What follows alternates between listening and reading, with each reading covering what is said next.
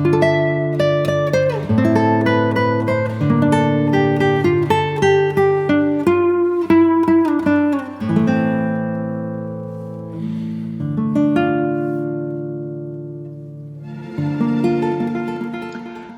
আশা করছি সবাই ভালো আছেন। আর একটি বিশেষ প্রয়োজনে আমাকে খুলনা আসতে হয়েছিল। আমার ড্রাইভিং লাইসেন্সটা ডেট এক্সপায়ার হয়ে গেছিলো, তো সেটা আপডেট করার জন্য আমি খুলনা এসেছিলাম এবং বেশ সকাল সকাল বেরিয়েছিলাম বিআরটি এর উদ্দেশ্যে। কিন্তু ফেরার পথে আপনারা এই জায়গাটি সবাই চেনেন, এটি হচ্ছে নতুন রাস্তা মোড়, যেটা খুলনার মানুষের কাছে তো খুবই একটি পরিচিত জায়গা, কিন্তু যারা খুলনায় কয়েকবার এসেছেন তারাও হয়তো বা এই জায়গাটি চেনেন, কারণ এই জায়গাটি খুব নুন একটা প্লেস যেখান থেকে আপনাকে খুলনা শহরে ঢুকতে হবে। সো এত ইম্পর্টেন্ট একটা প্লেসে আপনারা দেখতেই পাচ্ছেন যে প্রায় ঢাকার মতো অবস্থা, মানে আমরা বলতে পারি যে খুলনাবাসী এখন ঢাকা থেকে কোনো অংশে পিছিয়ে নেই। খুলনা সবকিছুতেই এখন আপডেট হইতে হইতে যে জ্যাম ব্যাপারটা বা ট্রাফিক মেনে চলা ব্যাপারটা, এইটাতেও কিন্তু ঢাকার মতো অ্যাক্টিভ হয়ে গেছে। যে আপনারা দেখতে পাচ্ছেন যে অ্যাম্বুলেন্স গুলো বাইপাস রুট বা পাবলার ভিতর থেকে অন্য কোনো রাস্তা হয়ে যাওয়ার চেষ্টা করতেছে। একটু মাথায় নেন যে এই রাস্তাটাই কিন্তু খুলনা শহরে ঢোকার রাস্তা, মানে যশোর, কুষ্টিয়া বা এই সাইড থেকে আসার রাস্তা। তো এইখান থেকে যদি কোনো অসুস্থ রোগীকে হসপিটালে নেওয়ার প্রয়োজন পড়ে, সেক্ষেত্রে কি অবস্থা হবে একটু ভেবে দেখেন।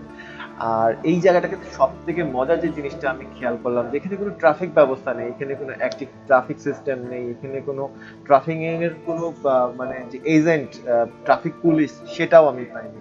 এবং এখানে প্রায় আমি 1 ঘন্টা সময় পার করার পরেও এই জ্যাম এরকমই ছিল। এবং 1 ঘন্টা পরে আমি যখন এটাকে ড্রোন ফ্লাই করে ভিডিওটা শুট করি, তখনও দেখলাম যে একদম বেড়াছাড়া অবস্থা, মানে যে যেরকম পারতেছে সে সেরকম এর মধ্যে চলে আসতেছে।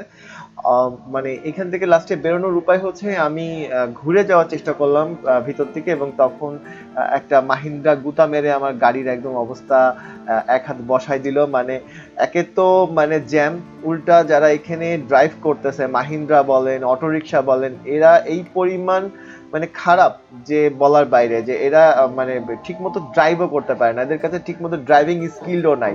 সো এইবার খুলনা এসে দেখলাম যে খুলনা শহরে মনে হলো যেন অটোরিকশা গিজ গিজ করতেছে, এবং তারা যে যেরকম ভাবে পারতেছে সে সেরকম ভাবে চালাতেছে। কোনো ট্রাফিক সিস্টেম নাই, কোনো ট্রাফিক রুলস নাই, কেউ কাউকে মানতেছে না, যে যেরকম খুশি সেরকম ভাবে চালাইতেছে। সো এই ভিডিওটি যদি খুলনা সিটি কর্পোরেশন বা খুলনা সিটির নিয়ন্ত্রণ যারা করেন বা ট্রাফিক সিস্টেম নিয়ে যারা কাজ করেন তারা যদি দেখেন, তো আমি বলবো যে এই বিষয়ে একটু স্টেপ নেওয়ার জন্য বা একটু সুদৃষ্টি দেওয়ার জন্য অনুরোধ থাকবে। কারণ এখান থেকে অনেক মানুষ খুব ইম্পর্টেন্ট বা খুব ভীষণ প্রয়োজনীয় কাজে যাতায়াত করেন, যেটি আসলে মানে এই সময়ের সাথে কম্প্যারিজন করে সম্ভব না। যেমন ধরেন যদি কেউ হসপিটালে যায়, কারো যদি ইমার্জেন্সি কোনো ব্যাংকের কাজ থাকে বা কোনো ডিপোজিটের কাজ থাকে বা হোয়াট এভার টাইমের ব্যাপার, তো এইরকম কিন্তু এই জ্যামটা কিন্তু মানে কোন আজাইরা জ্যাম, এখানে কিন্তু শুধুমাত্র ট্রাফিক সিস্টেম না মানার কারণে, মানে মানে কেউ যা ইচ্ছা তাই করে এখান থেকে গাড়ি প্লেস করেছে, এবং ম্যাক্সিমাম হচ্ছে মাহিন্দ্রার কারণে আমার কাছে মনে হয়েছে এই জ্যামটি। এবং এটি